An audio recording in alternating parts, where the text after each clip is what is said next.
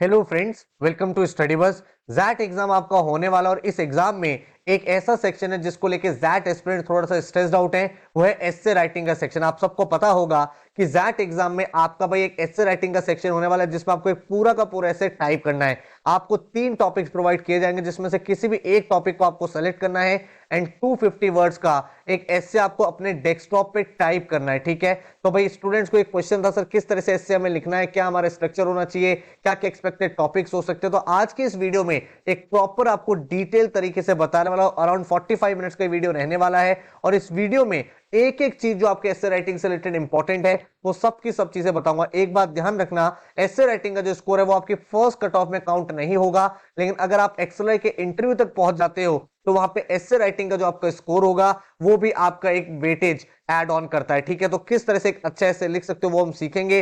साथ में आपको इस वीडियो में बताने वाला हूं कि हार्वर्ड का एक क्या 4 स्टेप प्रोसेस होता है जिसके बाद एक परफेक्ट एस्से लिखे जा सकते हैं। पास्ट ईयर में क्या क्या टॉपिक्स पूछे गए हैं, एक्सपेक्टेड टॉपिक इस साल के क्या क्या है, और इन सबसे भी इंपॉर्टेंट आप सबको मैं प्रॉपर सैंपल एस्से लिख के दिखाऊंगा भाई किस तरह से अपने थॉट्स को स्ट्रक्चर करना है, किस तरह से उनको पैराग्राफ में डिवाइड करना है। एक बहुत अच्छा आर्टिकल, एक बहुत अच्छा एस्से आप कैसे लिख सकते हो, एक कंप्लीट आइडिया आपको इस वीडियो के बाद हो जाएगा। तो बहुत ध्यान से वीडियो देख लेना। इस वीडियो के बाद आप 100% कॉन्फिडेंट हो जाओगे अपने एस्से राइटिंग के सेक्शन को लेके। तो भाई नीचे कमेंट जरूर करना अगर आपको ये वीडियो हेल्पफुल लगे। So my name is Saurabh Kothare, let's start. तो सबसे पहले भाई चैनल को सब्सक्राइब कर लो एंड बेल आइकन को प्रेस कर देना ताकि ऐसी जितनी भी इंपॉर्टेंट वीडियोस हैं उसके नोटिफिकेशंस आपको मिलते रहे। इसके साथ ही इंस्टाग्राम पे हमारा चैनल है स्टडी बस एजुकेशन, इसको जाके फॉलो कर लो ताकि भाई आपको डेली बेसिस पे current affairs, quant, shortcut, vocabulary words मिलते रहे जो आपकी प्रिपरेशन को एनहेंस कर सकता है। अब हमारे सामने सबसे पहला क्वेश्चन है कि सर अगर कोई भी ऐसे पुअर एस्से होता है या एस्से को रिजेक्ट कर दिया जाता है तो उसके प्राइमरी रीजंस क्या होते हैं। देखो, जैट के अलावा जब आप कैट्स या किसी भी एंट्रेंस एग्जाम के थ्रू इंटरव्यू प्रोसेस तक पहुंचते हो तो वहां पे भी आपको एक सेक्शन होता है वैट, और यहां पे भी आपको एस्से राइटिंग की तरह एक पूरा का पूरा एस्से लिखना होता है। अपना जो थॉट प्रोसेस है वो आपको वर्ड्स में प्रेजेंट करना होता है जिससे आपका सिलेक्शन होता है। तो भाई बहुत इंपॉर्टेंट ये आपके लिए वीडियो है, प्लीज भाई प्रॉपर नोट्स इसके बना लो, काफी ज्यादा आपके काम आने वाला है। तो कोई भी अगर हमारा एस्से रिजेक्ट हो रहा है या फिर हम अच्छा एस्से नहीं लिख पा रहे, उसके कुछ प्राइमरी रीजंस है। सबसे पहले लैक ऑफ प्रॉपर इंट्रोडक्शन। जब भी हमारे सामने कोई टॉपिक आता है, अब हम ये नहीं समझ पाते कि इस टॉपिक को कैसे इंट्रोड्यूस करें, स्टार्टिंग कैसे होनी चाहिए टॉपिक की, तो यहां पे हमारे पास क्लैरिटी ऑफ थॉट नहीं होता है। नंबर 2, नो प्रॉपर ऑर्डर और स्ट्रक्चर। आपका जो एस्से उसमें जो मल्टीपल पैराग्राफ्स है उसका ऑर्डर क्या होना चाहिए, उसका बॉडी का कंटेंट क्या होना चाहिए, यहां पे बच्चों के काफी ज्यादा कंफ्यूजन रहता है। उसके बाद कंक्लूजन, भाई आपने पूरा एस्से लिख तो दिया लेकिन आप उससे कंक्लूड कैसे करें, हम क्या एंड मैसेज डिलीवर करना चाहते हैं, जो एग्जामिनर है वो यहां पे हम लोग नहीं लिख पाते जिससे हमारा एस्से रिजेक्ट हो जाता है। उसके बाद ग्रामेटिकल एरर्स होते हैं जिसको हम लोग अवॉइड कर देते हैं, देखते नहीं है, जिसकी वजह से हमारा जो एस्से है वो अच्छा नहीं लगता।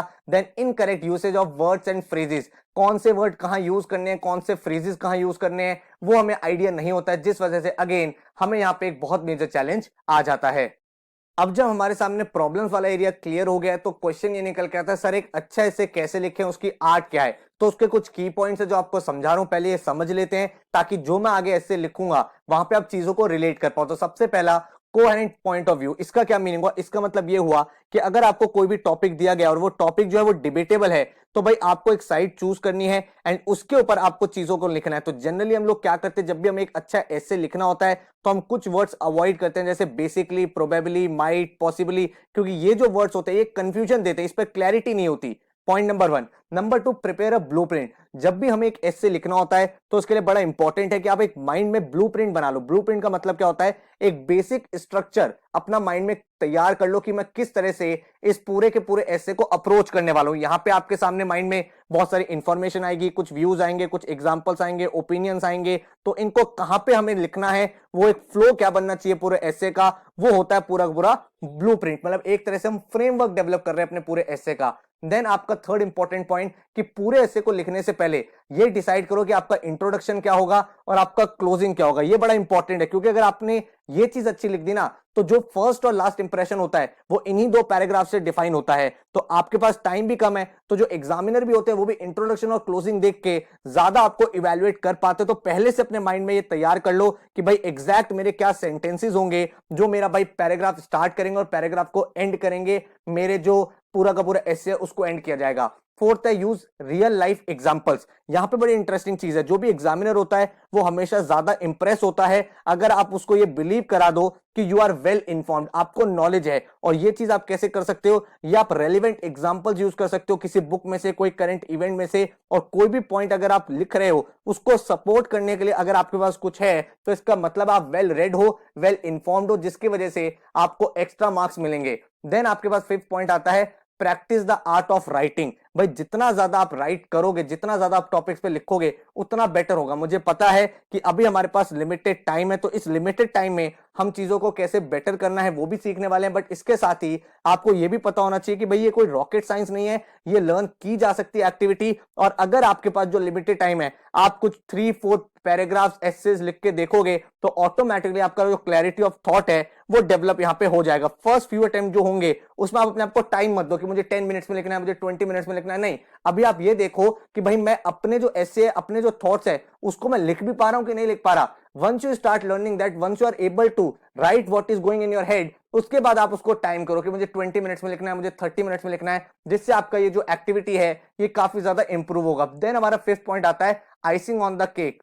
अब ये चीज है कि हम अपने पूरे के पूरे ऐसे को फिनिश कर रहे हैं। फिनिश करने के लिए हमें क्या करना है, हमें अपने ग्रामर एरर्स देखने हैं, हमें अपने स्पेलिंग एरर्स देखने हैं, हमें ये भी मेक श्योर करना है कि यार हमने जो वर्ड्स यूज करें क्या उसकी जगह कोई बेटर फ्रेज यूज हो सकता है। फॉर एग्जांपल आपको बताता हूं, मान लो आपको कोई ऐसे लिखना है जहां पे आप एक लाइन लिखना चाहते हो that it is not important that we agree to the same thing. एक तरीका इस लाइन को लिखने का ये है, बट एक तरीका ये भी है that it is not important that we should sing the same song. तो ये मैंने क्या किया, ये मैंने एक फ्रेज यूज कर लिया जिसका मीनिंग यही है। एक पॉइंट आप लिखना चाहते हो कि I was not able to convince that person, however you can also write that I was not able to cut the ice, जिसका सेम मीनिंग है। हम क्या कर रहे हैं यहाँ पे फ्रेजेस कर रहे हैं यूज। तो इससे क्या हो रहा है, इससे हमारा जो पैराग्राफ है, जो एसे है, वो और ज्यादा पॉलिश हो रहा है, बहुत ज्यादा अच्छा लग रहा है। देन उसके बाद हमारे पास लास्ट पॉइंट आता है अवॉइड सच थिंग्स। हमें ना कुछ कुछ चीजें बिल्कुल अवॉइड करनी चाहिए अगर हम चाहते हैं कि एक क्लियर लेजिट एसे हम लोग लिख पाए। तो इसके लिए हम कुछ चीजें डेफिनेटली अवॉइड करने वाले, जैसे जो टेक्निकल जार्गन्स होते हैं, बहुत डिफिकल्ट वर्ड्स, वो यूज करने की नीड नहीं है। हम स्लैंग्स नहीं यूज करेंगे, जो आप डे टू डे लाइफ में यूज करते हो वर्ड्स, उसको हम लोग यूज नहीं करेंगे। हम एब्रीविएशन तब तक यूज नहीं करेंगे जब तक हम उसे बार बार यूज नहीं कर रहे हैं। मान लो आप पहली बार ऐसे में कुछ लिख रहे हो, आप इंटरनेशनल मॉनेटरी फंड लिखना चाहते हो, तो फर्स्ट टाइम आपको पूरा इंटरनेशनल मॉनेटरी फंड लिखना है, उसके बाद सब्सिक्वेंटली आप आईएमएफ यूज कर सकते हो। ऐसा नहीं होना चाहिए आप पहली लाइन में आईएमएफ लिख रहे हो, बाद में भाई आपको पता ही नहीं क्या हो रहा है। तो एब्रीविएशन यूज करने का एक तरीका होता है, वो आपको पता होना चाहिए। देन आप कोटेशंस लिखते हो, तो कोटेशन जब आप लिखते हो तो ये मेक श्योर करो कि यार आपको पता हो वो कोटेशन किसने बोली है, कहां से आपने रीड करी है, कुछ उसका बैकग्राउंड होना चाहिए। तो काफी सारी चीजें हैं जो आपको अवॉइड करनी चाहिए, अदरवाइज थोड़ा सा चैलेंज क्रिएट हो जाता है। जब हमें अब ये पता चल गया है कि क्या टिप्स है एक अच्छा ऐसे लिखने का, तो अब एनालाइज करते हैं कि जैट में क्या टाइप के एसेस पूछे जाते हैं। तो मैं आपको लास्ट 7-8 ईयर्स का एक एनालिसिस बताता हूं। 2018, क्योंकि 2019 और 2020 में इन्होंने एसे राइटिंग हटा दिया था, इस साल इन्होंने इंट्रोड्यूस करा है। तो अब हम देख रहे हैं कि 2018 में जो आपका टॉपिक था वो था ethical practice and sustainability, do they को एग्जिस्ट। मतलब वहां पर वो बता रहा है कि सस्टेनेबिलिटी का मतलब क्या होता है कि you are able to do thing in the right way, और एथिकल प्रैक्टिसेस क्या वो दोनों साथ साथ चल सकती हैं, इस पे हमें एक चीज लिखना है। Then globalisation and jingoism always को एग्जिस्ट।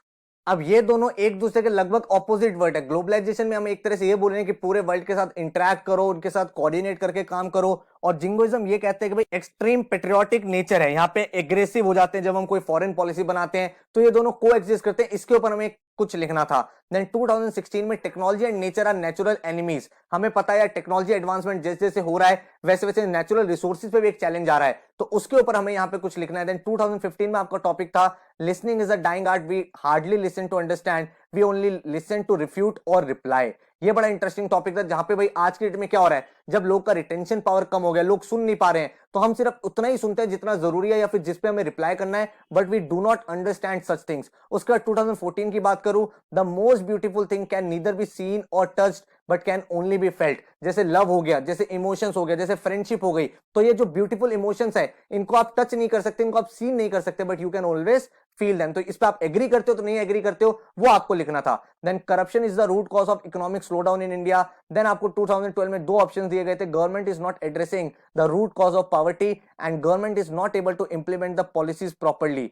ठीक है, उसके बाद 2011 में आपके सामने टॉपिक था the statement who would attempt to direct private person in what manner they ought to employ their capitals would not only load himself with the most unnecessary tension. तो यहाँ पे जो 11 में टॉपिक आया था, एक पूरा एक स्टेटमेंट था जिसके ऊपर आपको अपना ओपिनियन लिखना था। देन 2010 में आपके सामने टॉपिक था earth provides enough to satisfy everybody's need but not everybody's greed. यहाँ पे आपको ये चीज मेंशन करनी थी कि आपकी लाइफ में जो आपकी नीड्स है वो तो फुलफिल हो सकती हैं, बट डिजायर्स का कोई एंड नहीं है। इसीलिए जो रिसोर्सेज है उनको उसी तरह से यूज करने चाहिए जैसे उनको प्रॉपर्ली सस्टेनेबल तरीके से यूज किया जाना चाहिए। जब मैं ये प्रीवियस ईयर के टॉपिक एनालाइज कर रहा हूं और जब आप मेरे साथ इन टॉपिक को पढ़ रहे हो तो आपको एक अंडरस्टैंडिंग हो गई है कि एग्जैक्ट करंट टॉपिक कभी नहीं पूछे जाते। क्योंकि देखो होता क्या है ना, जब भी ऐसे राइटिंग है उसमें वो आपका ये देखना चाहता है कि आपका राइटिंग स्टाइल कैसा है, आपका रिटर्न कम्युनिकेशन कैसा है, आपकी करंट जीके की नॉलेज तो उसने जीके वाले सेक्शन में टेस्ट कर ली है। तो आपके जो टॉपिक्स होते हैं वो बिल्कुल ऐसे नहीं होते जो एक पर्टिकुलर टॉपिक उठा लिया और आपको दे दिया। एग्जाम में जनरली जो टॉपिक दिए जाते हैं एस्से राइटिंग में वो दो तरह के टॉपिक होते हैं, एक होता है जनरल टॉपिक और एक होता है एब्स्ट्रैक्ट टॉपिक। अब यहां पे क्या मतलब है, ध्यान से समझना मेरे साथ। सबसे पहले क्वेश्चन ये निकल के आता है कि करंट जो है ना, जैसे मान लो आपने कहा कि एक ऐसा टॉपिक उठा लिया जिसपे बहुत ही एक्यूरेट इंफॉर्मेशन है तभी आप अच्छा लिख सकते हो, वो टॉपिक नहीं पूछे जाएंगे। अगर आप ये वाले टॉपिक्स भी देखोगे ना, इन टॉपिक्स में आपने एक कॉमन चीज देखी है कि ये सारे जनरल टॉपिक्स है। ऐसा नहीं है कि इन टॉपिक के बारे में आपने कभी सुना नहीं है। आपने सुना है ना टेक्नोलॉजी एंड नेचर जो है वो नेचुरल एनिमीज है, आपने सुना है कि भाई अर्थ जो है सबके लिए नीड तो पूरी कर सकती है बट सबकी ग्रीड नहीं पूरी कर सकती, रूट कॉज ऑफ पॉवर्टी जो आप बचपन से पढ़ रहे हो, most beautiful thing can nether B seen और टच, ये हमें पहले से पता है। तो कोई भी ऐसा टॉपिक नहीं होगा जिसपे आपको टेक्निकल इंफॉर्मेशन हो तभी आप अच्छा लिख पाओगे। आपको टॉपिक्स ऐसे दिए जाएंगे जिसमें आपका राइटिंग एबिलिटी टेस्ट हो, जिसमें आपका राइटिंग स्टाइल टेस्ट हो पाए, किस तरह से आप थॉट्स को स्ट्रक्चर करके लिख पाते हो ये टेस्ट हो पाए, ना कि करंट जीके टेस्ट हो पाए। तो इसी को एनालाइज करते हुए मैं इस साल जो टॉपिक्स एक्सपेक्ट कर रहा हूं, मैं आपको एक प्रॉपर लिस्ट दे रहा हूं जो मेरी एक अंडरस्टैंडिंग के हिसाब से टॉपिक्स पूछे जा सकते हैं, जनरल टॉपिक्स की भी और एब्स्ट्रैक्ट टॉपिक्स की भी। उसके बाद हम लोग सैंपल एसेस की तरफ एंड किस तरह से एक प्रॉपर अप्रोच है हार्वर्ड की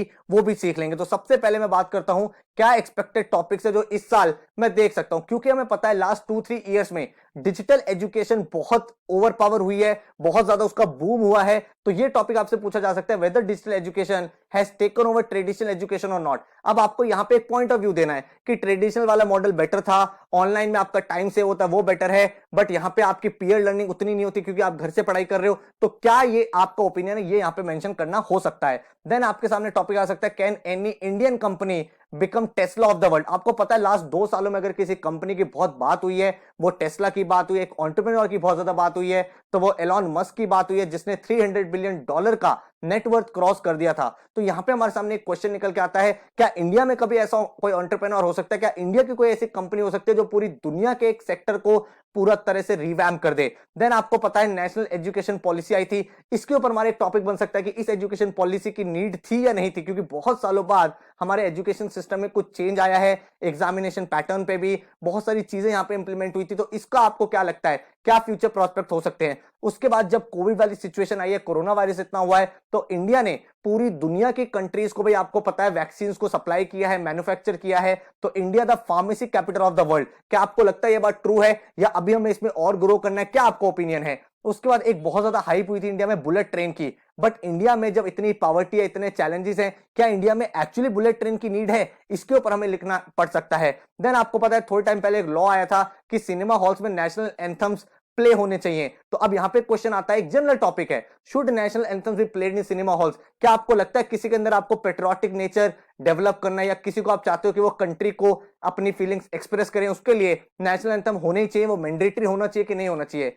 देन हमें पता है कि यार पिछले कुछ सालों से डिबेट चल रहा है कि इंग्लिश का इतना ज्यादा यूज हो गया है, तो क्या ये सिर्फ यही ऑफिशियल लैंग्वेज इंडिया की होनी चाहिए या फिर रीजनल लैंग्वेज का क्या सिग्निफिकेंस है, हिंदी का क्या सिग्निफिकेंस है, वो सब आपको यहाँ पे मेंशन करना पड़ सकता है। लास्ट 1 ईयर में हमने देखा है बहुत सारे ऐसे स्टार्टअप्स हैं जिन्होंने अपना आईपीओ लॉन्च किया है, जोमैटो हो गया, नाइका हो गया, पेटीएम हो गया। तो इन स्टार्टअप के आईपीओ के आने के बाद काफी सारे ऐसे मिलेनियल्स हैं, जो यंगस्टर्स हैं, जो स्टॉक मार्केट में इन्वेस्ट कर रहे हैं। पिछले कुछ सालों में आप देखोगे डीमैट अकाउंट इंडिया में सबसे ज्यादा ओपन हुए हैं। तो भाई उसका क्या इंपैक्ट पड़ सकता है इंडियन इकोनॉमी पे। क्या इंडिया के जो इन्वेस्टर्स हैं वो रिस्क ओरिएंटेड हो गए हैं या आज भी वो बैंक में इन्वेस्ट करना चाहते हैं, बैंक में सेविंग करना चाहते हैं, वो आपका एक ओपिनियन है इसके ऊपर।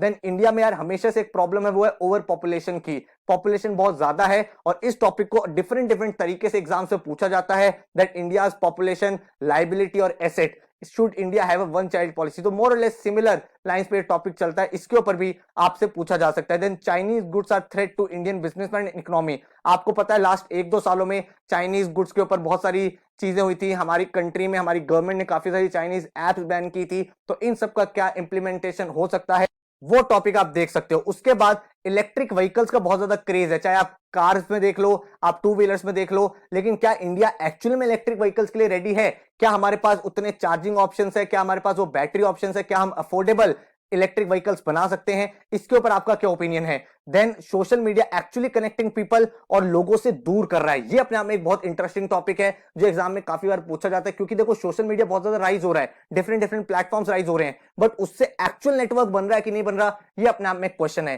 देन हमारे सामने क्वेश्चन आता है, can we dream of hosting the Olympics? हमें पता है पिछले साल ओलंपिक्स हुए हैं, अब हम ये चाहते हैं इस पे ओपिनियन लेना कि यार इंडिया का क्या इतना पोटेंशियल है कि हम ओलंपिक्स करा सकते हैं। अब यहां पे बहुत ही डिफरेंट ओपिनियन लोगों का बन सकता है। कुछ लोग बोलेंगे कर सकते हैं, क्योंकि इससे क्या होगा, कंट्री का इमेज इंटरनेशनल लेवल पे और ज्यादा इंक्रीज होगा, हमारी स्पोर्ट्स फैसिलिटी डेवलप होगी। लेकिन दूसरी तरफ लोग ये भी बोल सकते हैं कि कॉमनवेल्थ गेम्स हुए थे तब बहुत ज्यादा करप्शन हुआ था, या फिर इंडिया में जो लिमिटेड पैसा है उसका यूसेज हॉस्पिटल्स, पॉवर्टी इरेडिकेशन में होना चाहिए रादर देन स्पोर्ट्स डेवलपमेंट में। तो इस पे आपका क्या ओपिनियन है? Then merits and demerits of cashless economy. हम सबको पता है यार डिजिटल ट्रांजेक्शन बहुत ज्यादा इंक्रीज हो गई है, यूपीआई आ गया है, वॉलेट सिस्टम्स आ गए हैं, तो कैशलेस इकोनॉमी का कुछ बेनिफिट है कि नहीं है? Then digital India, whom does it actually benefit? ये किसको बेनिफिट कर रहा है? ये कॉमन मैन को बेनिफिट कर रहा है, ये बिजनेसमैन को बेनिफिट कर रहा है, ये कंपनीज को बेनिफिट कर रहा है, या ये गवर्नमेंट को बेनिफिट कर रहा है? इस पे आपका क्या पॉइंट ऑफ व्यू है? यहां पे ये आपसे पूछा जा सकता है। देन क्रिप्टो करेंसी के बारे में बहुत ज्यादा देख रहे हो, चाहे वो बिटकॉइन हो, चाहे वो इथेरियम हो, या फिर आजकल एक नया कॉन्सेप्ट आ गया एनएफटीज का, वो एक different type of alternative asset बन गया है जहां पे लोग इन्वेस्ट कर रहे हैं। तो वो एक्चुअली में एक ब्राइट फ्यूचर है या जस्ट एक फसाड है जिसका कोई पर्पस नहीं है, वो एक बस ऐसे ही चल रहा है, एक बबल की तरह वो बर्स्ट हो जाएगा? तो आप यहाँ पे टॉपिक्स देख पा रहे हो, ये टॉपिक्स करंट टॉपिक्स भी हैं, but at the same time ये जनरल टॉपिक्स है। यहाँ पे आपको स्पेसिफिक टेक्निकल नॉलेज नहीं चाहिए। यहाँ पे जो आपने डे टू डे लाइफ में सुना है, देखा है न्यूज चैनल में, उन्हीं थॉट्स को आप किस तरह से एक पैराग्राफ में, एक एसे की फॉर्म में डिलीवर कर सकते हो, यहाँ पे टेस्ट हो जाएगा। अब जनरल टॉपिक्स के बाद बहुत बार टॉपिक्स आते हैं एब्स्ट्रैक्ट टॉपिक्स। तो एब्स्ट्रैक्ट टॉपिक आपसे क्या पूछे जा सकते हैं? एब्स्ट्रैक्ट टॉपिक का मीनिंग होता है कोई भी लॉजिक नहीं है, एक रैंडम टॉपिक दे दिया है और out of the box thinking आपकी यहां पे टेस्ट की जाएगी। जैसे hard work versus smart work. अब आपका क्या ओपिनियन है, स्मार्ट वर्क हमेशा पावरफुल होता है या फिर हार्ड वर्क भी काफी ज्यादा इंपॉर्टेंट है? Then rat is better in the cat race. अब ये इसका क्या ओपिनियन आप डेवलप कर पा रहे हो, आपको क्या लगता है इसका मीनिंग क्या है? नीचे कमेंट में मुझे बताना कि यार इस एब्स्ट्रैक्ट टॉपिक में आपका थॉट कहां जाता है। देन थर्ड एब्स्ट्रैक्ट टॉपिक बनता है वाटर और ऑक्सीजन, क्या ज्यादा इंपॉर्टेंट है, या फिर इंपॉर्टेंस से ज्यादा क्या इन दोनों का कुछ रिलेशन है? क्या वाटर से ही ऑक्सीजन बनती है? सोचने वाली बात है। तो यहां पे हमारा एब्स्ट्रैक्ट टॉपिक है, आउट ऑफ द बॉक्स हमें सोचना है। Frog in a well, frog and well जैसे आप सुनते हो तो इसका क्या मीनिंग है? इसके डिफरेंट डिफरेंट मीनिंग्स है कि एक फ्रॉग को क्या लगता है कि वेल के बाहर कोई दुनिया ही नहीं है, वही है। ऐसे बहुत सारे रियल लाइफ में लोग भी तो होते हैं जिनको लगता है सिर्फ इतनी दुनिया, इसके बाहर कुछ है ही नहीं। काफी सारे ऐसे लोग होते हैं जो एक लिमिटेड रूटीन लाइफ में चल रहे होते हैं, उसके बाहर उन्होंने कभी कुछ एक्सप्लोर ही नहीं किया होता। तो क्या आप इन चीजों को कनेक्ट करके एक अच्छा ऐसे लिख सकते हो? Freedom is a myth, freedom is a myth है। क्या इस पे आपका पॉइंट ऑफ व्यू क्या बनता है? इसको आप लिंक कर सकते हो आधार वाले टॉपिक से कि आधार के ऊपर लोग बोलते हैं प्रिवेसी नहीं रहेगी, फ्रीडम नहीं रहेगा, बट एक्चुअली में आप डेली क्रेडिट कार्ड कंपनीज में अप्लाई करते हो, किसी भी वेबसाइट पे जाते हो, वहां पे अपना डेटा शेयर कर देते हो। तो freedom is a myth, yes और नो? आज के डेट में इतने हैकर्स है, इतना ऑनलाइन आपका डेटा प्रेजेंट है, उस डेटा का कोई कंपनी कर भी क्या सकती है? इतना सारा डेटा अवेलेबल है, but at the same time आपका डेटा सिर्फ आपका है, तो वो कोई और क्यों यूज कर रहा है? तो उसमें आपकी प्रिवेसी होनी चाहिए कि नहीं होनी चाहिए? ये सारी चीजें इस एब्स्ट्रैक्ट टॉपिक से रिलेट हो जाती है। Then change is the only constant, ये आपने बहुत बार हमेशा लाइन सुनी है। अब इसके ऊपर आपका क्या व्यू पॉइंट? आप इसको हिस्टोरिकली भी कनेक्ट कर सकते हो, आप करंट टॉपिक से भी कनेक्ट कर सकते हो। Red is red, blue is blue and never the two shall meet, इस पे आपका क्या ओपिनियन है? कुछ लोग अलग होते हैं, कुछ पर्सनैलिटीज अलग होती हैं, इससे आपका क्या टॉपिक का लिंक बनता है? Out of the box thinking आपकी कहां जा रही है? ABC equal to X Y Z, इससे आपका क्या पॉइंट ऑफ व्यू है? इसको देखो, अगर हम लिखना चाहें तो इसमें मल्टीपल ओपिनियन बन सकते हैं। एबीसी स्टार्टिंग के 3 अल्फाबेट्स हैं, एक्स वाई जेड लास्ट के 3 अल्फाबेट्स हैं, इक्वल कर दिया। इसका मीनिंग क्या है? लाइफ में या तो स्टार्टिंग अच्छी हो जाए या एंड अच्छा हो जाए, ये भी एक पॉइंट ऑफ व्यू है। या फिर आप ये बोल सकते हो जो ए क्या है, ए आपका वॉवल है, बाकी सब कॉन्सोनेंट्स हैं, तो हम यहाँ पे क्या बता रहे हैं? Vowel is equal to consonant. इसी तरह से हमारी पूरी वर्ल्ड पे डिफरेंट डिफरेंट टाइप के लोग हैं, कोई डिफरेंट कम्युनिटी का है, कोई डिफरेंट कास्ट का है, कोई डिफरेंट रिलीजन का है, बट सब इक्वल है, ये भी एक पॉइंट ऑफ व्यू है। तो एब्स्ट्रैक्ट टॉपिक में आप जितना आउट ऑफ द बॉक्स सोचोगे उतना बेटर आपका कंटेंट निकल के आएगा। देन हमारे सामने टॉपिक आता है there is no right way of doing the wrong thing, then nice guys finish last. ठीक है, इस पे आपका क्या ओपिनियन है? जो अच्छे लोग होते हैं वो हमेशा लास्ट रहते हैं, जो थोड़े से कनिंग होते हैं, थोड़े क्लेवर होते हैं, वो टॉप पे पहुंच जाते हैं। क्या आप इस बात से एग्री करते हो? नहीं एग्री करते, वो यहाँ पे आपको ऐसे लिखना पड़ सकता है। Every cloud has a silver lining, enemies make you stronger, allies make you weaker. कि जो एनिमीज होते हैं उससे आप हमेशा अवेयर रहते हो कि कभी कुछ गलत ना हो जाए, तो इसलिए आप हमेशा स्ट्रांग रहते हो, आप प्रिपेयर्ड रहते हो। बट जो आपका दोस्त बनने का नाटक करता है वो आपको और ज्यादा वीक कर देता है, क्योंकि आप उस पर डिपेंडेंट हो जाते हो, आपका ट्रस्ट वहां बन जाता है और वो आपका बाद में ट्रस्ट ब्रेक करता है। इसके ऊपर आप क्या लिख सकते हो? देन जीरो, इस जीरो के ऊपर क्या आप लिख सकते हो? जीरो कहने के लिए जीरो है, बट अगर जीरो नहीं हो तो दुनिया की पूरी टेक्नोलॉजी वर्क नहीं कर सकती। जितने बड़े बड़े आपके मिसाइल जाते हैं, सैटेलाइट जाते हैं, उसमें जीरो का बहुत बड़ा रोल है। अगर आप कंप्यूटर को देखोगे तो कंप्यूटर सिर्फ 1 और 0 दो ही वर्ड्स को समझता है, तो क्या इंपॉर्टेंस है? But at the same time लोगों का एंड में क्या बोला जाता है? तू जीरो है। तो इन दोनों चीजों को आप कैसे रिलेट कर सकते हो, एक बैलेंस कैसे बना सकते हो? बहुत ब्यूटीफुल ऐसे यहां पे बन सकता है। भारत वर्सेस इंडिया, आज का इंडिया जो है उसको हिस्टोरिकली भारत से आप कंपेयर कर सकते हो, चाहे वो वैल्यूज की टर्म में हो, डेवलपमेंट की टर्म में, टेक्नोलॉजी की टर्म में हो, गवर्नमेंट की टर्म में हो, पीपल लाइफस्टाइल की टर्म में हो, हर चीज से यहां पे कनेक्ट किया जाता है। ब्लैक बॉक्स, ब्लैक बॉक्स के बारे में आपने बहुत सुना होगा, लेकिन जो ब्लैक बॉक्स होता है उसका पर्पस क्या होता है? उसका पर्पस होता है हर चीज को रिकॉर्ड करना। तो ब्लैक बॉक्स हमारे सामने क्या है? हमारी जो सराउंडिंग्स है उसके अंदर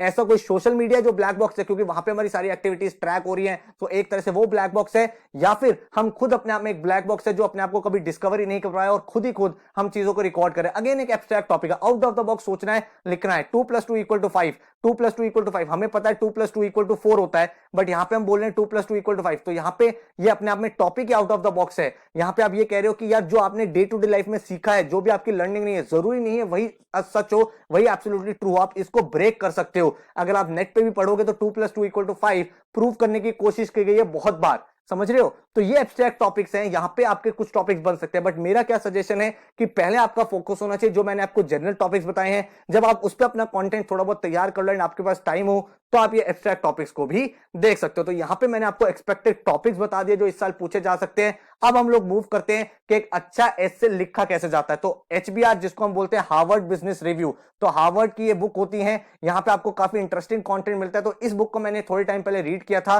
बेटर बिजनेस राइटिंग। और इस बुक में जो ब्रायन गार्नर है, जो बहुत बड़े ऑथर हैं, टीचर हैं, जिन्होंने इंग्लिश यूसेज के ऊपर काफी सारी बुक्स लिखी हुई हैं, इन्होंने इस बुक में एक अप्रोच बताई थी, MACJ अप्रोच। उन्होंने बोला था कि अगर आप कोई भी आर्टिकल लिखते हो, एस्से लिखते हो, तो इस अप्रोच को हमेशा फॉलो करना चाहिए। उसके बाद आप बहुत अच्छे से अपना कंटेंट लिख सकते हो। तो यही अप्रोच मैं आपको भी सिखाने वाला हूं, जो आपके लिए काफी ज्यादा हैंडी, काफी ज्यादा यूजफुल हो सकती है। तो इसमें इन्होंने क्या बोला कि M जो है that stands for madman.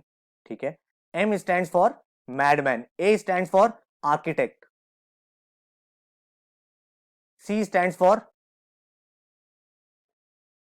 Carpenter and J stands for जज। ये 4 एलिमेंट्स होते हैं किसी भी आर्टिकल को लिखने के लिए। तो वो क्या कहते हैं? वो सबसे पहले कहते हैं आपके सामने कोई भी टॉपिक आया ना, आप मैडमैन बन जाओ। मैडमैन का मतलब क्या होता है? जो भी आपके माइंड में लिस्ट ऑफ आइडियाज आ रहे हैं, जो भी आपके की पॉइंट्स आ रहे हैं, उनको आप एक कॉर्नर में ले लो, पेपर के कहीं साइड में लिख लो, रफ शीट पे लिख लो, ताकि भाई आपके सारे के सारे थॉट्स एक जगह पे आ जाए। अब वो जो थॉट्स हैं वो हो सकता है विदाउट एनी लॉजिकल कनेक्शन हो, कोई भी मतलब चीज आपकी रिलेट नहीं हो रही हो, बट सारी की सारी चीजें जो आपके माइंड में है वो आपने लिख लिया without any logical order. Then आपका नेक्स्ट स्टेप आता है आर्किटेक्ट का। आपका आर्किटेक्ट का काम क्या होता है? वो किसी भी चीज को एक लॉजिकल स्ट्रक्चर देता है, वो आपके थॉट्स को पेपर पे लिखता है, ड्रॉ करता है। तो अब आपको भी यहां पे क्या करना है? जो आपके आइडियाज यहां पे आए हैं, इन आइडियाज को आपको ऑर्गेनाइज करना है।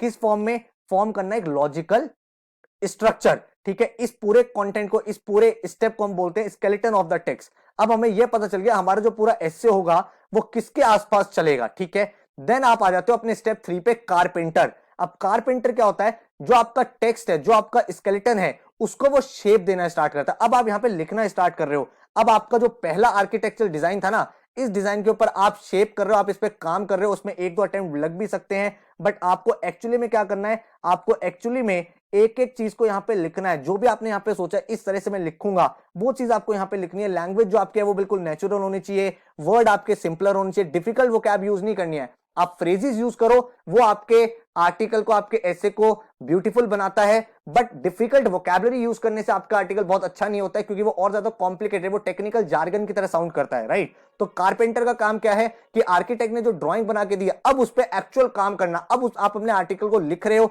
यह आपका स्टेप 3 है, जहां पे आप एक्चुअली में अपने पूरे के पूरे एसे को लिखोगे, ठीक है।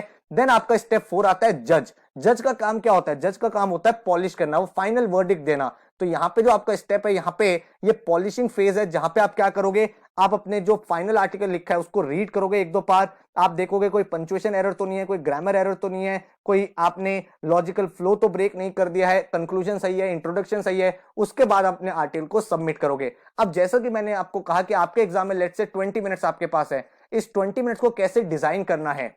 तो भाई आपने टॉपिक रीड करा, टॉपिक रीड करने के विद इन 2 to 3 मिनट्स आप अपने सारे की पॉइंट्स लिख लो जो भी आपके माइंड में उस टाइम आ रहे हैं, ठीक है। उसके बाद आप नेक्स्ट 2 to 3 मिनट्स लोगे, उन 2 to 3 मिनट्स में आप अपने पैराग्राफ सोच लोगे, यार पहला पैराग्राफ में ये लिखूंगा, कंक्लूजन ये लिखूंगा, बीच में एक पैराग्राफ ये लिखूंगा। वर्ड लिमिट आपको पता है जैट में 250 वर्ड्स की होती है, तो आपको 250 वर्ड्स में अपना पूरा पूरा ऐसे डिजाइन करना है। तो 2 से 3 मिनट आपने ये सोच लिया। अब आपने क्या करा, जो आपके पास 10 से 12 मिनट्स हैं, उन 10 से 12 मिनट में आपने फटाफट से जो आपने सोचा था आर्किटेक्चरल ड्राइंग बनाई है, उस पर आपने कंटेंट टाइप करना स्टार्ट कर दिया कि भाई ये मेरा पहला पैराग्राफ कंप्लीट हो गया, सेकंड पैराग्राफ, ये थर्ड पैराग्राफ, मेरा कंक्लूजन, सारी चीज आ गई। और फिर आपके जो लास्ट के 2 से 3 मिनट्स बचे उसमें आप अपने ग्रामेटिकल एरर, स्पेलिंग चेक एक बार पूरे के पूरे ऐसे को गो थ्रू कर लोगे, ताकि आपको ये पता चल जाए हाँ यार आपने पैकेजिंग अच्छे से कर दिया है, आपने अपने पूरे के पूरे ऐसे को पॉलिश अच्छे से कर दिया है, किसी वर्ड को रिप्लेस करके फ्रेज ऐड करना है, कोई सेंटेंस आपको एक्टिव से पैसिव वॉइस में चेंज करना है, छोटी छोटी चीजें आप एंड में यहाँ पे कर दोगे। तो इस तरह से आप पूरा पूरा आर्टिकल लिखोगे तो 20 मिनट्स में आप एक अच्छा कंटेंट लिख पाओगे, और इस स्ट्रक्चर से आप अच्छी तरह से अपनी डिलीवरी कर पाओगे पूरे के पूरे एस्से की, ठीक है। अब हम लोग मूव करते हैं सर, सबसे इंपॉर्टेंट एस्पेक्ट, सैंपल एस्से हमें लिख के बताओ सर। हमें एक एक चीज समझ में आ गई है, नोट्स हमने बना लिया, इंपॉर्टेंट टॉपिक्स लिख लिए हैं, अब लिखना कैसे है, किस तरह से आप सोच रहे हो वो हमें बता दो। तो मैं यहाँ पे कुछ टॉपिक्स पिक कर रहा हूं आपके लिए जो एक्चुअल एग्जाम के टॉपिक्स है। तो ये वाला मैंने टॉपिक पिक किया है जो जैट 2010 का टॉपिक है, जिसका टॉपिक का टाइटल क्या था, earth provide enough to satisfy every man's need but not every man's greed. अब मुझे ये पता है कि यार मेरा जो एस्से होना चाहिए वो 250 वर्ड्स का होना चाहिए। सबसे पहले मैं मैडमैन बन जाता हूं। मैडमैन बनते ही मेरे दिमाग में जो भी थॉट्स आ रहे हैं इस पूरे टाइटल को, आपको मैं सजेस्ट करूंगा आप वीडियो को पॉज करो, मेरे साथ साथ भाई आप भी अपने नोटबुक में जितने थॉट्स आ रहे हैं वो एक कॉर्नर में लिख लो, जितने भी थॉट्स आ रहे हैं। देखो हैंड टू हैंड हम लोग लर्निंग करेंगे, चीजें बेटर हो जाएंगी। अगर आप फ्यूचर के लिए छोड़ दोगे, यार कल देख लूंगा, परसों देख लूंगा, वो चीज रह जाएगी। तो अभी का अभी मेरे साथ इस चीज को करो कि भाई साइड में सारे के सारे टॉपिक्स लिख लो। क्या क्या चीज आ सकती है भाई, नेचुरल रिसोर्सेज मेरे पास लिमिटेड है, ठीक है। ग्रीड की वजह से क्या होता है, दुनिया में वॉर्स हुई थी, चाहे महाभारत की बात हो, किसी भी चीज की वॉर जो होती है वो किसी न किसी ग्रीड की वजह से होती है। उसके बाद हम क्या चीजें लिख सकते हैं, हम यहाँ पे ये भी लिख सकते हैं क्योंकि यहाँ पे लोगों की नीड इंक्रीज हो रही है, तो क्या हम कुछ टेक्नोलॉजी के आसपास लिख सकते हैं कि टेक्नोलॉजी की वजह से काफी ज्यादा हमारा एडवांसमेंट हो गया है। देन हम और चीजें क्या लिख सकते हैं, और चीजें हम ये लिख सकते हैं कि इस ग्रीड की वजह से कंट्रीज में भी आपस में वॉर हुई हैं, जो कंट्रीज आपकी रही हैं, जैसे रशिया यूक्रेन के बीच में कुछ ना कुछ इशू हुआ था, और डिफरेंट डिफरेंट इकोनॉमीज में होता रहता है। देन हम यहाँ पे क्या लिखेंगे, और क्या क्या चीजें मेरे माइंड में आ रही हैं, कुछ मैं रेन्यूएबल एनर्जी के आसपास लिख सकता हूं, renewable energy sources and non renewable के आसपास, वो भी यहाँ पे कुछ ना कुछ कनेक्ट हो सकता है। अभी मैं रैंडम जितने भी थॉट्स आ रहे हैं वो सब आपके साथ यहाँ पे लिख के देख रहा हूं। उसके बाद क्या कर सकते हैं कि अर्थ की बात हो रही है, मदर अर्थ की बात हो रही है, तो इसको प्रोटेक्ट कैसे कर सकते हैं, प्रोटेक्ट कैसे कर सकते हैं, और प्रोटेक्ट करने के लिए हमें क्या करना पड़ेगा, हमें अपनी ग्रीड, अपनी हंगर को खत्म करना पड़ेगा। तो उसके क्या स्टेप्स हैं, तो ये मेरे सामने पूरे के पूरे मैडमैन के पॉइंट्स आ गए हैं। आप 1 मिनट और इन्वेस्ट करोगे तो और भी कुछ पॉइंट्स आ जाएंगे। अब मुझे क्या करना है, अब मुझको एक आर्किटेक्चर ड्राइंग देनी है। अब मैं सोच रहा हूं कि मेरा फर्स्ट पैराग्राफ क्या होना चाहिए, मेरा सेकंड पैराग्राफ क्या होना चाहिए, मेरा थर्ड पैराग्राफ क्या होना चाहिए। तो अब मैं आ गया हूं अपने स्टेप 2 पे, ठीक है। स्टेप 2 पे आ गया हूं, और स्टेप 2 पे मैं क्या सोच रहा हूं, मैं ये सोच रहा हूं मेरा पैराग्राफ 1, मेरा पैराग्राफ 2 और मेरा पैराग्राफ 3 किसके आसपास होना चाहिए। मैं 3 पैराग्राफ में इसको लिख रहा हूं, आप 4 में भी लिख सकते हो। तो मेरा अगर फर्स्ट पैराग्राफ है तो मैं इसमें एक इंट्रोडक्शन देना चाहता हूं, मेरा जो लास्ट पैराग्राफ है मैं उसमें एक कंक्लूजन देना चाहता हूं। तो मैं यहां पे क्या चीज लिखूंगा, मेरी आर्किटेक्चरल ड्राइंग क्या कहती है, यहां पे एक इंट्रोडक्शन दो, ठीक है। पूरे टॉपिक का एक इंट्रोडक्शन होना चाहिए, और इस इंट्रोडक्शन में मैं क्या क्या चीजें लिखूंगा, इंट्रोडक्शन में मैं लिखूंगा कि यार लेट्स से वॉर्स होती है, ठीक है। दुनिया में ग्रीड की वजह से प्रॉब्लम्स क्या क्या आती हैं, प्रॉब्लम्स है कि वहां पे वॉर्स होती हैं, ठीक है। तो वॉर्स होती क्यों है, ये सारी चीजें मैं यहाँ पे लिख सकता हूं। पूरी दुनिया में क्या क्या चैलेंजेस है ये यहाँ पे लिख सकता हूं। ग्रीड और नीड में डिफरेंस क्या है ये मैं लिख सकता हूं। नीड क्या है, नीड मेरी नेसेसिटी है, और ग्रीड क्या है, ग्रीड मेरा लेजर है, ठीक है। इसको मैं यहाँ पे एक्सप्लेन कर सकता हूं। उसके बाद मैं यहाँ पे इंट्रोडक्शन में और क्या चीजें बता सकता हूँ, इंट्रोडक्शन में ये बता सकता हूँ कि ये जो स्टेटमेंट था, earth provides enough to satisfy every man's need but not every man's greed, ये किसने बोला था? ये बोला था महात्मा गांधी ने। ठीक है, अगर आपको पता है तो आप उनकी बात बोल सकते हो कि महात्मा गांधी ने किस पर्सपेक्टिव से ये लाइन बोली होगी। तो ये मेरा पूरा पूरा इंट्रोडक्शन हो गया। देन मेरा पैराग्राफ 2 आता है, जिसमें मैं क्या बात करूंगा, मैं पूरा कॉन्टेक्स्ट डेवलप करूंगा, मैं पूरे एसे के बॉडी बनाऊंगा। तो अब यहां पे मेरा क्या क्या पॉइंट आ जाएगा? सबसे पहला पॉइंट आ जाएगा, जो मेरे रिसोर्सेज हैं वो है तो एबंडेंस में, काफी सारे रिसोर्सेज हैं, बट उनकी शॉर्टेज रहती है। शॉर्टेज क्यों रहती है? एक इकोनॉमी में दूसरे में नहीं है, एक कंट्री में दूसरी कंट्री में नहीं है, मेरे पास है तुम्हारे पास नहीं है। तो रिसोर्सेज एबंडेंस में है तब तक जब तक आप नीड के लिए उनको यूज में ले रहे हो, बट शॉर्टेज हो जाती है कब? जब वो ग्रीड के पर्सपेक्टिव में आ जाती है। तो ये चीज हम यहां पे बता सकते हैं। उसके बाद हम यहां क्या बता सकते हैं कि जो नॉन रिन्यूएबल रिसोर्सेज हैं उनका यूसेज बहुत ज्यादा हो रहा है। ठीक है, आपको पता है रिन्यूएबल रिसोर्सेज जो होते हैं उसको तो आप यार बार बार बना सकते हो, बट जो नॉन रिन्यूएबल रिसोर्सेज है, आप इसके एग्जांपल यहां लिखोगे, जो फ्यूल होता है। ठीक है, अब रिन्यूएबल में क्या है? सोलर एनर्जी, विंड एनर्जी, ये रिन्यूएबल सोर्सेज है, इसमें कोई चैलेंज नहीं है, ये आप कितनी भी बना सकते हो क्योंकि इनफाइनाइट है। बट नॉन रिन्यूएबल रिसोर्सेज जो है वो इतना ओवर कंजम्पशन हो रहा है ओवर द ईयर्स, चाहे वो इलेक्ट्रिसिटी के टर्म्स में, टेक्नोलॉजी के टर्म में, फैक्ट्री के टर्म्स में, इंडस्ट्रियल रेवोल्यूशन के टाइम से, तो आप ये सारी चीजें यहां पे डिस्क्राइब कर सकते हो। देन मेरा थर्ड पॉइंट क्या आता है? क्योंकि नॉन रिन्यूएबल रिसोर्सेज जो है वो इतने ज्यादा यूज हो रहे हैं, और जो ह्यूमन काइंड है, एक ह्यूमन का नेचर क्या होता है? ह्यूमन का नेचर होता है that destruction is the mother of development. जब जब चैलेंज आता है, ह्यूमन बीइंग्स इनोवेट करते हैं, वो नई चीजें लेके आते हैं, और इसीलिए टेक्नोलॉजी एंड इनोवेशन इतना ज्यादा हुआ ताकि भाई लोगों की ग्रीड भी फुलफिल हो जाए, और जो लिमिटेड रिसोर्सेज है उसी में सबका काम भी बनता रहे। तो यहां पे हम चीजों को लिख सकते हैं। देन मेरा पैराग्राफ 3 इसकी में किसके आसपास हो सकता है? क्या क्या स्टेप्स मैं ले सकता हूं to protect earth, steps to protect earth, nature को कैसे प्रोटेक्ट किया जा सकता है, और अपनी ग्रीड को खत्म कैसे करना है, चेंज कैसे करना है, कंटेनमेंट कैसे करना है, वो लिख के मैं अपनी चीजों को यहां पे क्या कर सकता हूं? कंक्लूड कर सकता हूं। तो मैंने यहां पे पूरी पूरी आर्किटेक्चरल ड्राइंग बना ली है। मुझे ये पता चल गया मैं first paragraph, second paragraph, third paragraph में क्या लिखूंगा। अब मैं इसको क्या करूंगा? एग्जैक्ट सेंटेंस में चेंज कर दूंगा। एग्जैक्ट सेंटेंस में चेंज कर दोगे, इसके आसपास आप सेंटेंसेस को डेवलप कर दोगे, एंड इन सेंटेंसेस को डेवलप करके आपका पूरा का पूरा एसे यहां पे तैयार हो जाएगा। तो आप देख पा रहे हो कि भाई आपने जब स्टेप 2 पे थोड़ा सा काम कर लिया, तो अब आप बहुत जल्दी से अपने एसे को डेवलप कर सकते हो। अब आपको कुछ नहीं करना है, यहां पे आपको 3-4 सेंटेंस इसके आसपास बनाने हैं, यहां पे आपको 4-5 सेंटेंस के आसपास बनाने हैं, यहां पे एंड में आपको 3 से 4 सेंटेंस बनाने हैं। आपका पूरा का पूरा एसे तैयार हो गया। आपने मेन की पॉइंट्स लिख लिए। एक और पैराग्राफ करोगे, उसमें भी 4 to 5 पॉइंट्स आ जाएंगे इन्हीं के आसपास कि हम डेवलपमेंट कर तो रहे हैं, लेकिन हमें नहीं पता हम किस डायरेक्शन में जा रहे हैं, डेवलप नेशन और डेवलपिंग नेशंस में क्या चैलेंज है, वो सारी चीजें हम यहाँ पे मेंशन करके अपने पूरे के पूरे एसे को एक प्रॉपर स्ट्रक्चर दे देंगे। एंड में इसको फाइनल रिव्यू कर लेंगे, एंड फाइनल रिव्यू करने के बाद हम इसको सबमिट कर सकते हैं। तो ये पूरा का पूरा एक स्ट्रेटजी रहा एक एसे को लिखने के लिए। अब एक और टॉपिक हम लोग ट्राई करते हैं, देखते हैं कि उस पर क्या हम अपनी अंडरस्टैंडिंग बना पा रहे हैं। टॉपिक मेरे सामने क्या है? Ships are safer in harbour but they are not meant for the same. ये भी एक्चुअल जैट का ही टॉपिक था। जैट 2005 में आई गेस ये पूछा गया था। और इस टॉपिक का सबसे पहले मतलब समझो, इसका मीनिंग क्या है कि शिप्स अगर चल नहीं रहे, पानी के बीच में नहीं, तो वो सेफ रहेंगे, क्योंकि यार वो सेफ इसलिए क्योंकि वो हार्बर में, वहां पे उनको कोई चैलेंज नहीं है। बट शिप्स क्या हार्बर में खड़े होने के लिए बनते हैं? नहीं, शिप्स का तो पर्पस होता है ना कि वो डिफिकल्ट सिचुएशन में भी ट्रैवल करें और एक जगह से दूसरी जगह पहुंचे। अब इस टॉपिक का आप यहां पे मैडमैन बन जाओ। सबसे पहले इसके की पॉइंट जो भी आपके माइंड में आ रहे हैं, हो सकता है मैं यहाँ पे हिस्ट्री ऑफ शिप्स की बात करना चाहता हूं, मैं शिप्स के बारे में कुछ डिस्कशन कर सकता हूं। उसके बाद मैं क्या कर सकता हूं? उसके बाद मैं ये कर सकता हूं कि किसी भी चीज को या सर्विस को अगर डेवलप किया जाता है, उसका एक्चुअल पर्पस क्या है, उसका पर्पस है क्या? वो मैनकाइंड को सर्व करना चाहता है, प्रॉफिट मेकिंग करना चाहता है, एथिकल बिजनेस करना चाहता है, बहुत सारे उसके पर्पस हो सकते हैं। थर्ड क्या मैं यहाँ पे आ रहा है मेरे दिमाग में थॉट ये आ रहा है कि मैं यहाँ पे लिख सकता हूं कुछ ना कुछ related to comfort zone of people.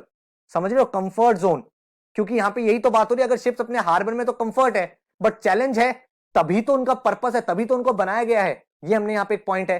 फिर यहाँ पे हम इसको भी ला सकते हैं, फ्रॉग इन अ वेल। ये वाला पॉइंट भी यही तो सेट हो रहा है कि भाई फ्रॉग जब तक वेल से बाहर नहीं निकलेगा तो उसे पता ही नहीं चलेगा बाहर की दुनिया में है क्या। ठीक है, वेंचर इनटू द अननोन। जब आप वेंचर इनटू द अननोन करोगे तभी तो आपको पता चलेगा। जैसे ही मैंने ये लिखा वेंचर इनटू द अननोन, मुझे यहाँ पे बड़े बड़े एग्जांपल्स याद आ गए। क्या क्या याद आ गए? जैसे इंडिया में धीरूभाई अंबानी ने एक ट्रेंड शुरू किया था।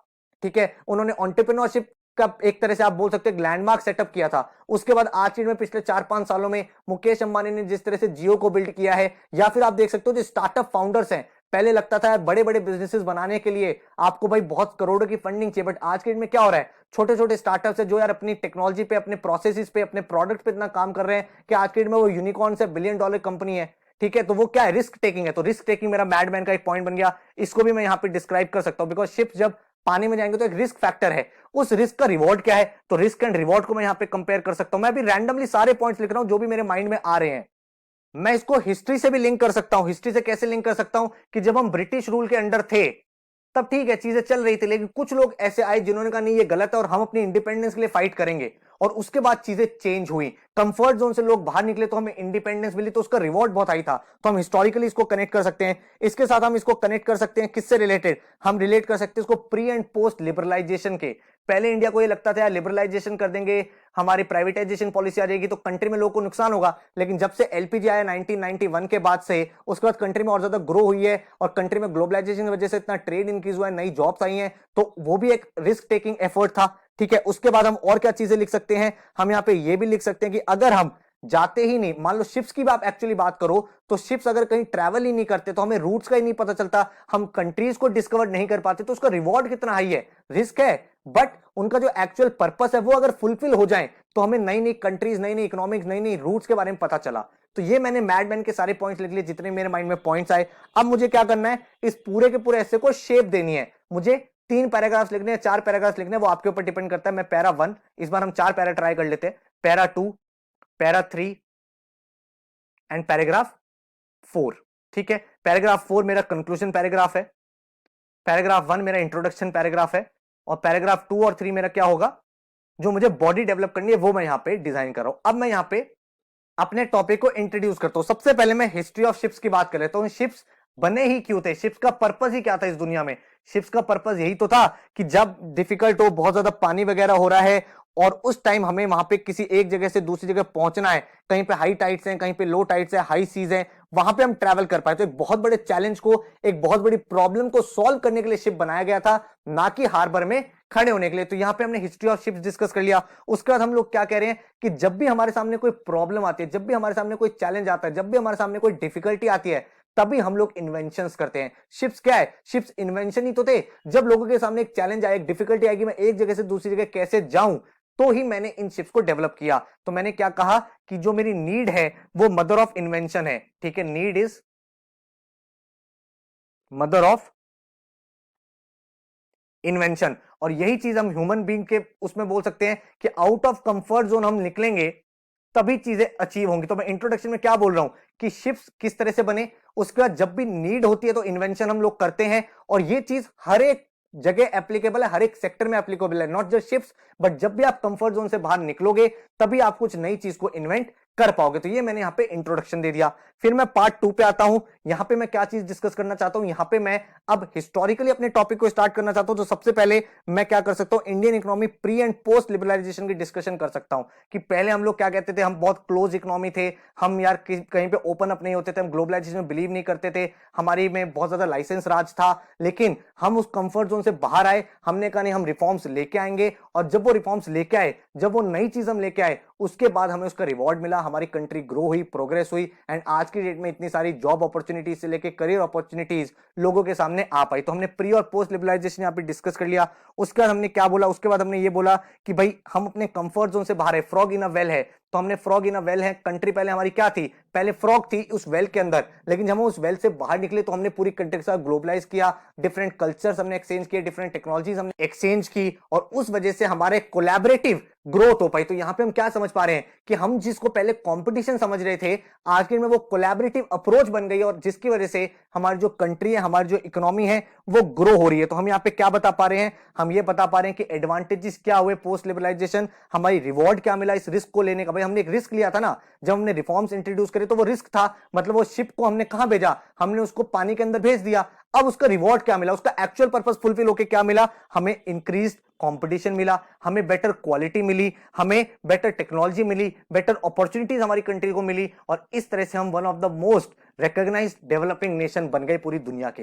ये हमने पैराग्राफ 2 में बात कर ली। फिर पैराग्राफ 3 में हम लोग क्या क्या बात कर सकते हैं कि अगर हम करें ही ना, स्टेप ही ना ले, तो क्या होगा? जब हम स्टेप लेंगे ही नहीं तो हमारे लाइफ में हमेशा कंफर्ट रहेगा, और जब तक कंफर्ट रहेगा तब तक हम नई चीजें इनोवेट नहीं करेंगे, जब तक चैलेंज नहीं होगा नई चीजें हम लोग डिस्कवर नहीं करेंगे। तो पार्ट 3 में मैं किस टॉपिक की बात कर रहा हूं? मैं कह रहा हूं कि अगर यहां पे शिप्स को सिर्फ हार्बर में रखा जाता तो क्या होता। अभी तो मैंने ये कहा कि जब हार्बर में नहीं थे तो उसके बेनिफिट क्या हुए। अगर हार्बर में रखा जाता तो क्या होता? तो कुछ नई चीज डिस्कवरी नहीं होती, नो ट्रेड रूट्स, कुछ भी डिस्कवर नहीं होता, नई कंट्रीज के बारे में पता नहीं चलता। और इसी तरह से पर्सनल लाइफ में भी अगर हम अपने आप को सिर्फ हार्बर, एक शेल में रखेंगे तो हम कभी ग्रो ही नहीं कर पाएंगे, हम अपने कंफर्ट जोन में रह जाएंगे। फिर ना तो कभी कोई एंटरप्रेन्योर होगा, ना ही कोई स्टार्टअप होगा, ना ही कोई रिस्क टेकर होगा, ना ही कोई इन्वेस्टर होगा। सब लोग एक रूटीन म्यूंडेन लाइफ में चलते रहेंगे। तो ये चीज मैं यहां पे डिस्क्राइब कर सकता हूं पैराग्राफ नंबर 3 में। और फिर मैं एंड में क्या कर दूंगा? एंड में मैं कंक्लूजन दे दूंगा। कंक्लूजन में क्या बोलूंगा? कंक्लूजन में मैं 2-3 पर्सनैलिटीज के नाम लिख सकता हूं, धीरू भाई अंबानी का, एंड यहां पे मैं बता सकता हूं वेंचर इनटू द अननोन करोगे तभी आपको यहां पे रिवॉर्ड्स मिलेंगे। और एंड में मैं एक अच्छी कोड लिख सकता हूं, that higher the risk higher the rewards and that is the actual purpose, take risk in life and that will give you a growth mindset. तो एंड में मैं लिख सकता हूं growth mindset versus protect mindset.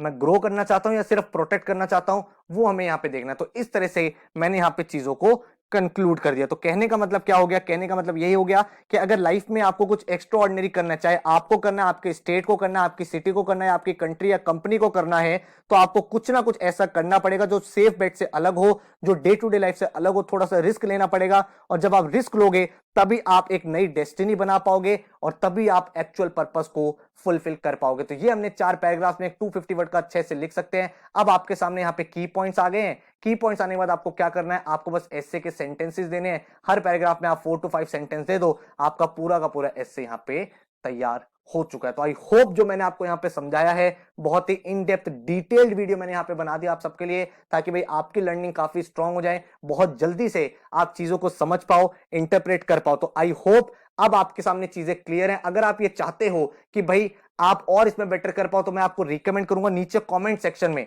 आप सबके लिए मैं बता देता हूं, नीचे कमेंट सेक्शन में आप कोई भी टॉपिक पिक करो, जितने टॉपिक्स मैंने आपको यहां पे दिए हैं उन टॉपिक्स पे आप बैठो, एक पूरा पूरा एस्से लिखो और नीचे कमेंट में पूरा पेस्ट कर दो। मैं क्या करूंगा, अपनी टीम के साथ बैठ के उस पर आपको एक रिव्यू देने की कोशिश करूंगा, यार क्या यहाँ पे बेटर हो सकता था, क्या और इंप्रूवमेंट कर सकते थे, और क्या की पॉइंट्स हैं। तो आप यहाँ पे टाइम लगाओ, एस्से लिखो, 1 एस्से, 2 एस्से, 3 एस्से, 4 एस्से, जितने एस्से आप लिखना चाहते हो नीचे कमेंट में लिखते रहो। मैं अपनी टीम को और मैं खुद बैठ के कोशिश करूंगा जितने ज्यादा हम लोग रिव्यू कर पाए, आपके एस्सेज हम लोग यहाँ पे रिव्यू कर देंगे, और नीचे कमेंट में मैं आपको रिप्लाई दे दूंगा कि ये चीज हम यहाँ पे बेटर कर सकते थे।